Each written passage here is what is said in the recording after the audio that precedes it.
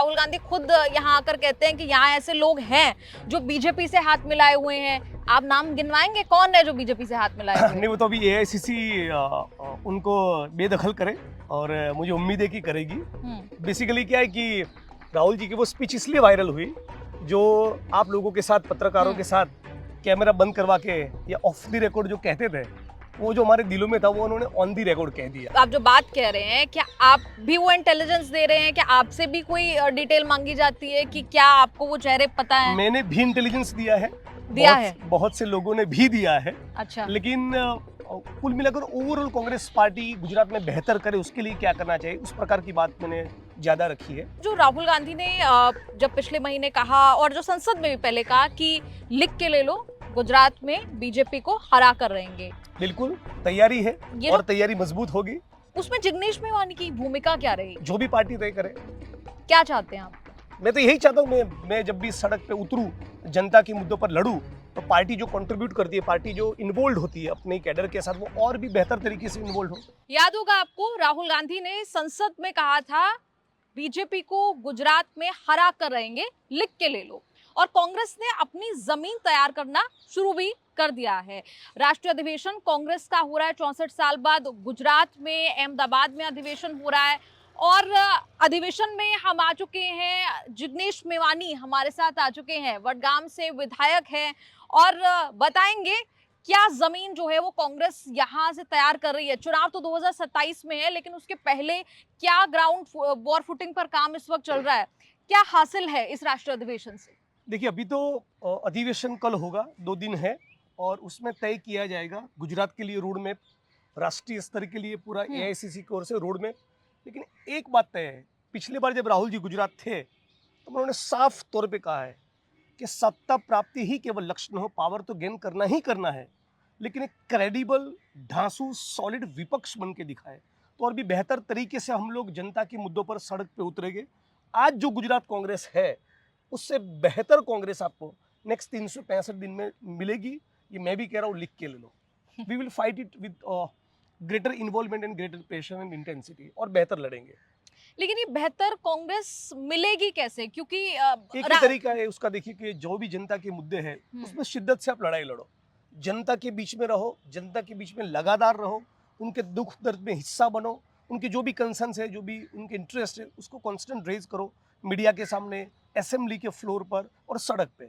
सड़क पे जितना आप रहोगे उतना जनता आपके ऊपर भरोसा करेगी, जितना भरोसा करेगी वो आपकी पॉलिटिकली आपके लिए अच्छा है। लेकिन जिग्नेश जी, शिकायत भी तो यही है ना गुजरात कांग्रेस की, और भीतर से उठ रही शिकायतें हैं। और ये बहुत अच्छी बात भी है कि राहुल गांधी खुद यहाँ आकर कहते हैं कि यहाँ ऐसे लोग हैं जो बीजेपी से हाथ मिलाए हुए हैं। आप नाम गिनवाएंगे कौन है जो बीजेपी से हाथ मिलाए हुए हैं? नहीं, वो तो अभी एआईसीसी उनको बेदखल करे और मुझे उम्मीद है कि करेगी।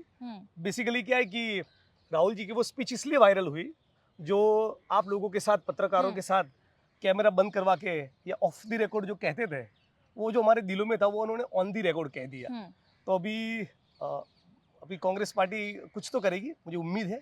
और कुछ लोगों का साइडलाइन होना या मे बी पार्टी से निकाला जाना करीब करीब तय है, वो होगा।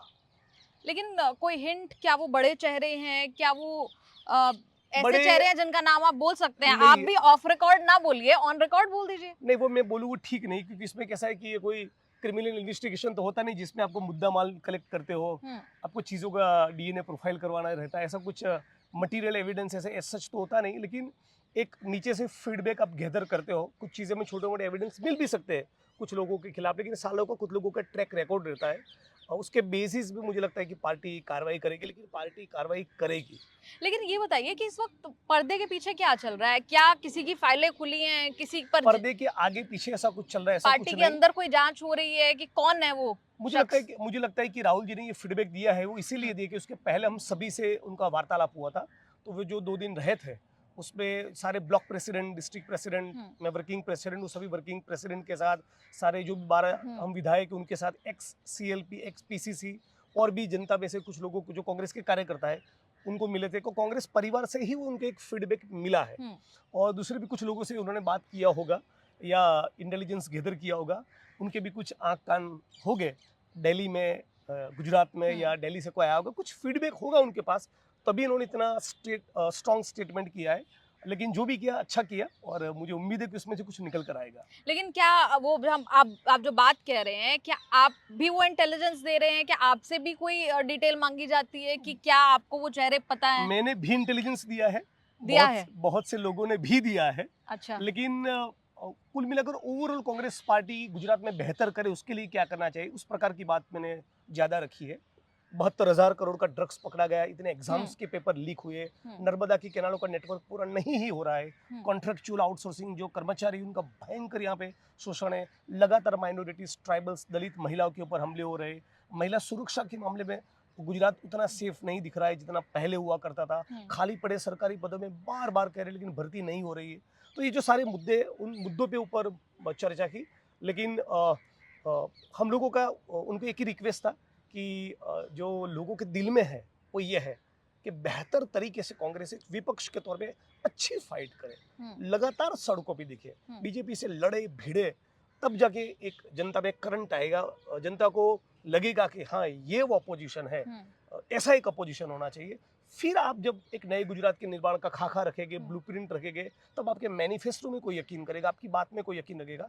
तो कुल मिलाकर मैं अपनी बात को रिपीट करता हूँ, जनता के बीच रहेंगे, जनता की लड़ाई लड़ेंगे, तभी एक क्रेडिबल अपोजिशन के तौर पे आप देखे जाते हैं। और फिर जब आप क्रेडिबल है, फिर किसी बात को आप करते हो तो उसको और लोग उसमें यकीन करते हैं। लेकिन ये बताइए कि पिछले सालों में जो हमने गुजरात कांग्रेस के अंदर जो जो कुछ देखा है, अगर ऐसे ही अच्छे बड़े अलग अलग नेता कांग्रेस में इस तरह की इनफाइटिंग होती रहेगी तो अच्छे अच्छे नेता टाटा बाय बाय करते रहेंगे? नहीं, ऐसा नहीं है, जिनको जाना था वो जा चुके हैं। संभालेंगे कैसे फिर?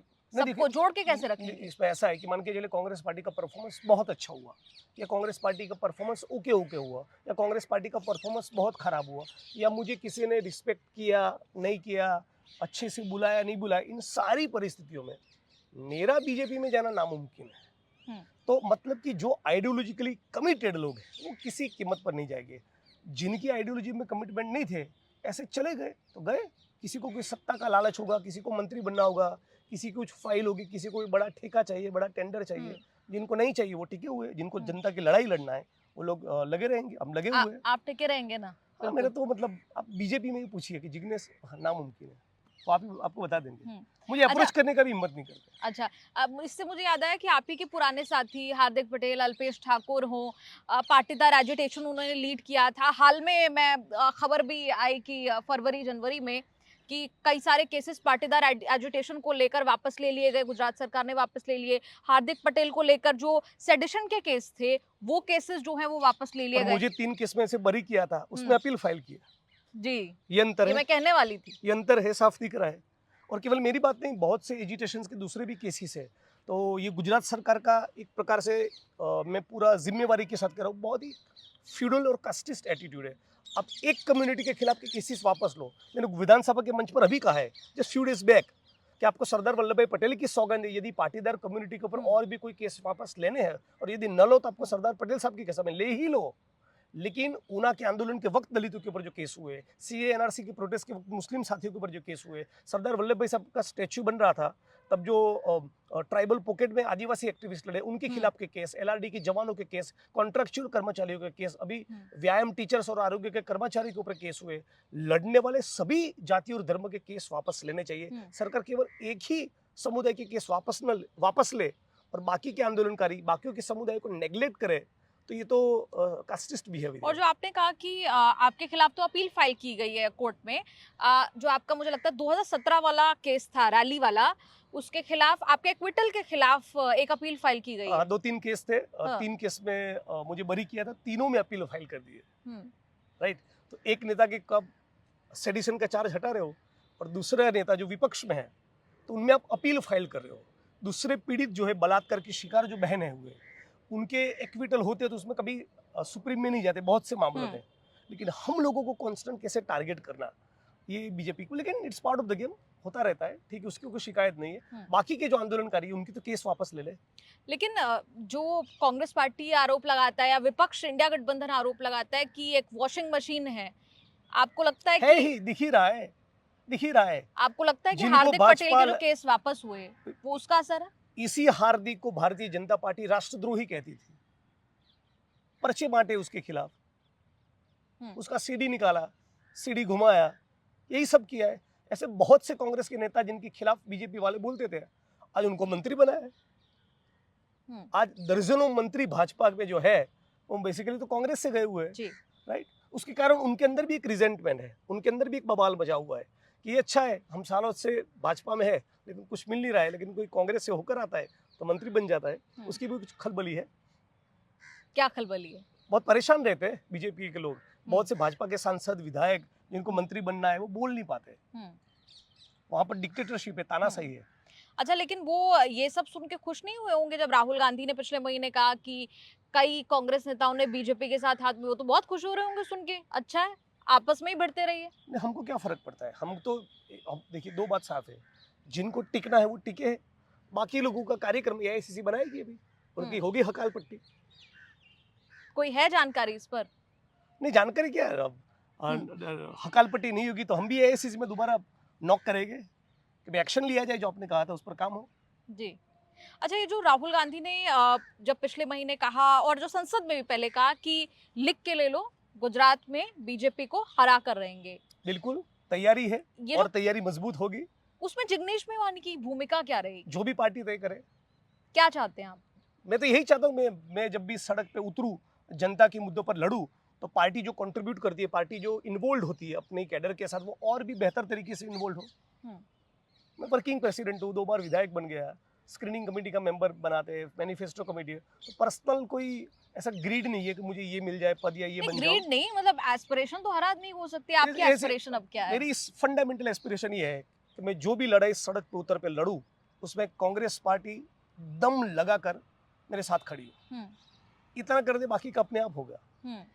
अच्छा, जब हम गुजरात कांग्रेस की बात करते हैं, क्या आपका फीडबैक, जो आप नेताओं से बात होती है, जब वो दिल्ली फीडबैक जाता है, तो क्या वाकई ग्राउंड फीडबैक पहुंच पाता है? बिल्कुल, हाईकमान तक डेफिनेटली पहुंचता है। हाई कमांड जर्नलिस्टों से बात करती है, सोशल साइंटिस्ट से बात करती है, एनजीओ से बात करती है, पॉलिटिकल एनालिस्ट से बात करती है, हम लोगों से बात करती है, कांग्रेस पार्टी के जो सीनियर लीडर्स हैं जो सालों से पार्टी में, उनसे बात करती है, आम जनता के बीच में भी फीडबैक लिया जाता है सर्वेस के तौर पे, तो बहुत तरीके से इंटेलिजेंस गैदर किया जाता है।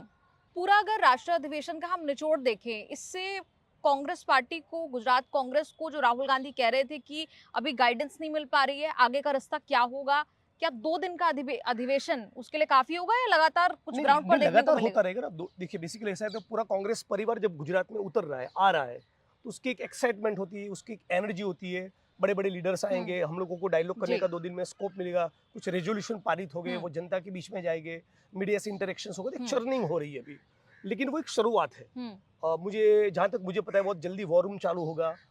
एआईसीसी को साथ ही अभी से थोड़ा छानबीन शुरू कर रहे हैं कि कौन से अच्छे चेहरों को प्रमोट किया जाए, तालुका जिला लेवल के ऊपर कैसे संगठन को मजबूत किया जाए। राहुल जी और कांग्रेस पार्टी का शीर्ष नेतृत्व 25 साल के बाद पहली बार सारे डिस्ट्रिक्ट प्रेसिडेंट्स को पिछले हफ्ते ही 2 बार मिला है, 2 राउंड मिला है, तो एक बहुत जल्दी हम लोगों का तैयारी शुरू हुआ है। अभी तो 2.5 साल है चुनाव में, तो 2.5 साल पहले ही पार्टी जागी है, वो बहुत ही बढ़िया शाइन है।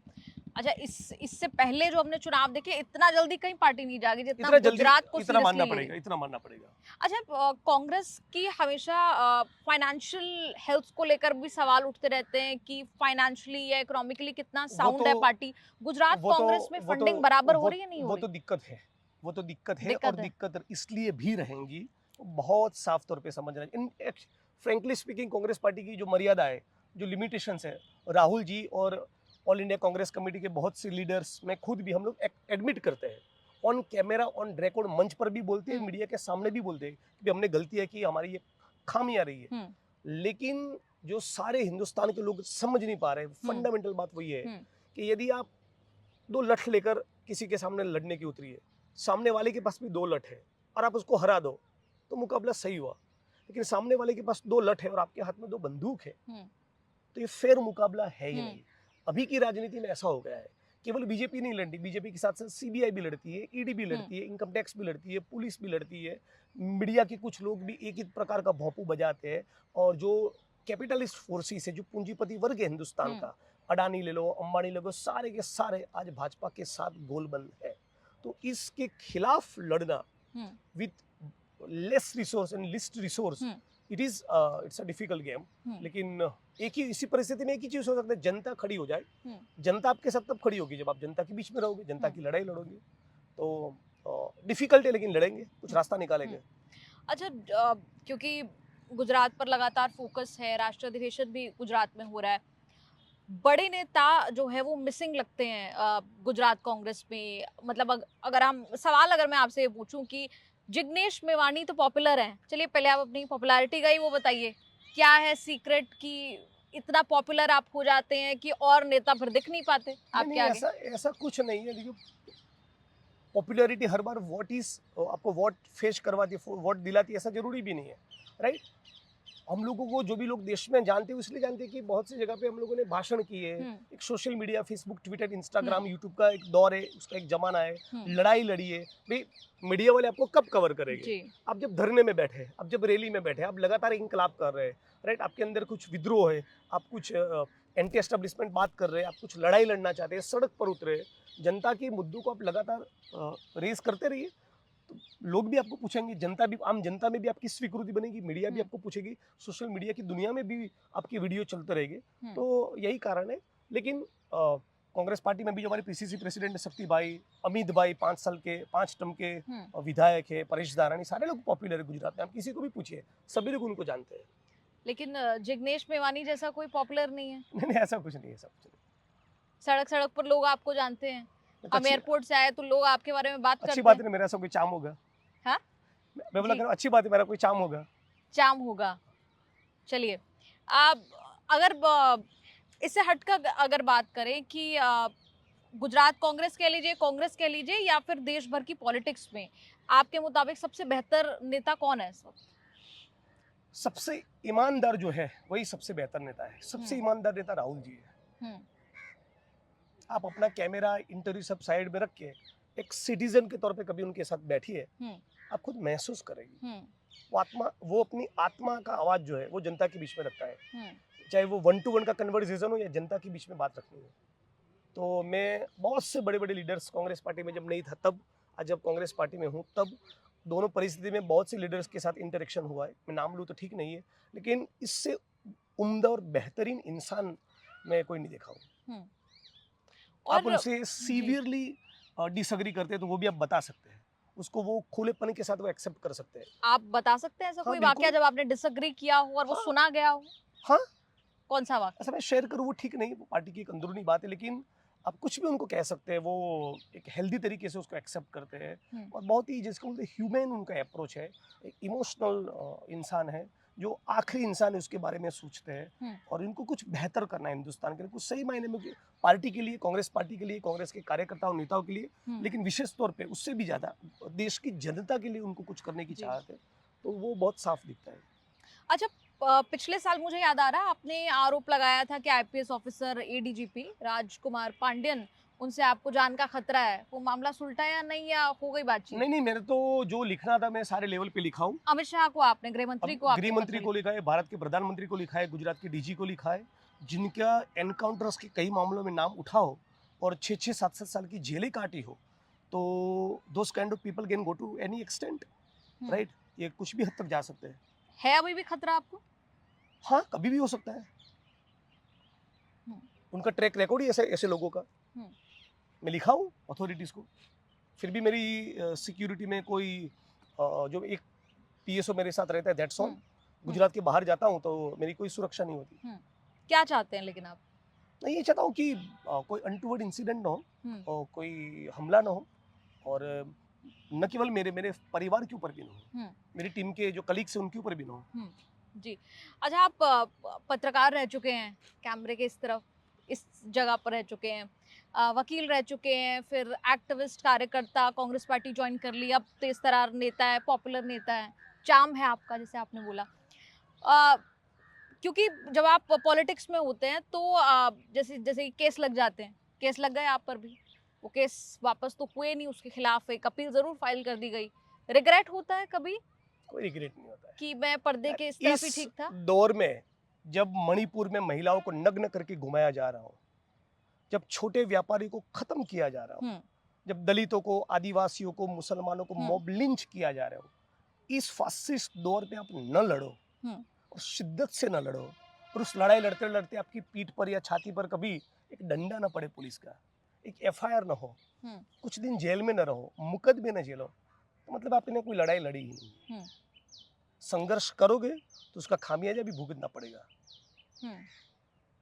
वो तो है, उसके लिए तैयार रहना पड़ता है। कोई बात नहीं, मैं भी I am chill about it, मेरी फैमिली भी अब चिल है, सब मेंटली प्रिपेयर्ड है। लड़ाई देखिए इसमें ऐसा है कि लड़ाई लड़ेंगे तो जनता का काम भी होगा, लेकिन साथ साथ आपको कुचला भी जा सकता है, आपके ऊपर जानलेवा हमला भी हो सकता है, यू कैन बी किल्ड। ये तो फासिस्ट लोग किसी भी हद तक जा सकता है। गुजरात के पूर्व गृह मंत्री हरेन पंड्या की इसी गुजरात में हत्या हुई है, जस्टिस लोया की भी हत्या हुई है, जो मुझे अपना बेटा मानती थी वो गौरी लंकेश की भी हत्या हुई है, पंसारी जी की भी हत्या हुई, दाभोलकर जी की हत्या हुई है। तो ये फासिस्ट लोग तो किसी भी हद तक जा सकते हैं, लेकिन उसका मतलब ये नहीं कि मैं खामोश रहूं। कीमत चुकानी पड़ेगी, उसके लिए प्रिपेयर्ड है, लड़ाई नहीं रुकेंगे। क्या बड़े मुद्दे हैं गुजरात में, अपनी बात पूरी करके आप बता सकते हैं? सबसे बड़ा एक्चुअली मुझे बहुत से मुद्दे सालों से है, और एक जो 2-4 मुद्दे मुझे पर्सनली बहुत टच करते हैं वो है बच्चों का कुपोषण। वो राजनीति की दुनिया में, हमारे मीडिया की इंटरेक्शंस में, प्रेस कॉन्फ्रेंसिस में, न्यूज़ चैनल्स की डिबेट्स में, इस प्रकार के इंटरेक्शंस में उसकी बात बहुत कम होती है। गुजरात के पास महिसागर, गुजरात के पास बनास डेयरी है, दूधसागर डेयरी है, आणंद की अमूल डेयरी है। इन 3 बहुत बड़ी डेयरियों के बावजूद, और यदि मैं गलत नहीं तो करीब करीब 45 से 50% मिल्क प्रोडक्शन में गुजरात का कंट्रीब्यूशन है। उस सब के बावजूद भी 100 में से 40-45 बच्चे गुजरात की कुपोषित हो। ये हमारे लिए एज अ स्टेट, मैं बिल्कुल इसमें कांग्रेस बीजेपी नहीं करना चाहता, एक गुजराती के तौर पे मैं कहना चाहता हूँ, ये बहुत ही शर्मिंदगी का विषय है। It's a matter of shame, ये बिल्कुल नहीं होना चाहिए। दूसरा कि नरेंद्र मोदी जी के शासन में, विजय रूपाणी साहब के शासन में, आनंदीबेन पटेल के शासन में जब सीएम हुआ करते थे ये तीनों, तब कभी हमको ड्रग्स के मुद्दे पर बोलना नहीं पड़ता था। मुझे अभी तक याद है जब 2017 की गुजरात की विधानसभा का चुनाव था या 2019 का पार्लियामेंट का चुनाव था, तब भी हम लोगों ने ड्रग्स का मुद्दा कभी नहीं उठाया, उतना था ही नहीं। ये पोस्ट 2021 फिनोमिना है। तो भूपेंद्र पटेल जी की सरकार में इतने भयंकर मात्रा में ड्रग्स, करीब करीब 1.25 लाख करोड़ का ड्रग्स पकड़ा गया है। गुजरात की कोस्ट लाइन पे, जो समंदर किनारा है हमारा, वहां पर 72,000 करोड़ का ड्रग्स पकड़ा गया है। तो ये आज का जो जेंजीज है, जो यंगस्टर्स है, उसकी चुंगाल में इतने जा रहे हैं और उनकी रगों में जो ड्रग्स पिरोसा जा रहा है वो बहुत ही खतरनाक है। ये मैं मानता हूँ बहुत बड़ा मुद्दा है। पानी की नॉर्थ गुजरात में, सौराष्ट्र में बहुत किल्लत है। सालों की डिमांड के बावजूद भी नर्मदा की कैनालों का नेटवर्क पूरा नहीं ही हो रहा है। एग्जाम्स के पेपर लीक हो रहे हैं। और बेरोजगारी का भी एक सवाल है। बेरोजगारी का सवाल शायद दूसरे स्टेट से कम हो, लेकिन गुजरात में भी है, और इतना है कि गुजरात का जो एस्पिरेशनल यूथ है, उसकी आकांक्षाएं, उनके सपने गुजरात की सरकार पूरा नहीं कर पा रही। तभी तो वो मैक्सिको की बॉर्डर पे गोली खाने जा रहे हैं ना। राइट, जो डंकी मारकर जो हिंदुस्तान के लोग गए, जिनको हैंड कप करके, जलील करके, ह्यूमिलेट करके वापस भेजा, उसका एक बहुत बड़ा तबका गुजराती है, गुजराती युवा है। राइट, तो जो स्मॉल और मीडियम फार्मर्स थे, तो उनके बेटे, उनका जो सूरत, बड़ौदा, राजकोट, अहमदाबाद के लोगों की लाइफस्टाइल के साथ अपनी लाइफस्टाइल को मैच नहीं कर पा रहे, तो कहीं ना कहीं उनके कारण वो डंकी मारकर विदेश जाते हैं और फिर उनकी मौतें होती है। तो ये मैं मानता हूँ बहुत बड़ा सवाल है। इंडस्ट्रियलाइज्ड स्टेट है हम लोग, हाईली इंडस्ट्रियलाइज्ड स्टेट, बहुत सी कंपनीज, कॉर्पोरेशंस, फैक्ट्री सब है, मिनिमम वेज नहीं मिलता है। इस अहमदाबाद के जिस सर्किट हाउस के बगल में हम लोग खड़े होकर इंटरव्यू कर रहे हैं, अभी मैंने विधानसभा में बोला, गुजरात की विधानसभा की प्रीमाइसिस में मिनिमम वेजेस नहीं है, एमएलए क्वार्टर्स में मिनिमम वेजेस नहीं है, चीफ मिनिस्टर्स की ऑफिस में मिनिमम वेजेस नहीं है, यहाँ के एसडीएम और कलेक्टर और एसपी की ऑफिस में मिनिमम वेज नहीं है, लेबर डिपार्टमेंट की ऑफिस में मिनिमम वेज नहीं है। तो इंडस्ट्रीज तो है, लेकिन मजदूरों को जिस प्रकार से प्यार करना चाहिए, उनको संभालना चाहिए, लेबर और कैपिटल के बीच के कॉन्ट्राडिक्शन को जिस प्रकार से डील करना चाहिए, वो गुजरात में बिल्कुल नहीं है। और पब्लिक हेल्थ और एजुकेशन के मामले में हम लोग दूसरे, जो बिहार जैसा स्टेट है, जो थोड़ा गरीब स्टेट है, उससे अपनी तुलना करके केरल से करो ना, या किसी दुनिया के बड़े मुल्क से करो ना। तो पब्लिक हेल्थ और एजुकेशन, माल न्यूट्रिशन, इन मामलों में भी गुजरात का परफॉर्मेंस खास कोई अच्छा नहीं है। जी, मैं पढ़ रही थी, आखिरी सवाल भी है कि जाने माने गुजराती कवि मरीज के आप बहुत प्रभावित उनसे रहते हैं, बहुत पसंद करते हैं उन्हें, कुछ लाइनें अंत में याद आ रही हैं? जाने छे सौ गरीब के वस्तु घणी मरीज, ईश्वर थी विशेष निराकार होय छे। मतलब कि मरीज जो गुजरात के बहुत बड़े शायर हो गए, उनका पूरा नाम था वासी अब्बास अब्दुल अली। उनकी ये बहुत जानी मानी रचना है और ये कहते हैं इस शेर में कि गरीबों को पता रहता है कि ईश्वर अल्लाह मिल जाए, लेकिन एक चीज़ है जब तब भी नसीब नहीं होती, वो है रोटी। ये सारे गरीबों को पता रहता है।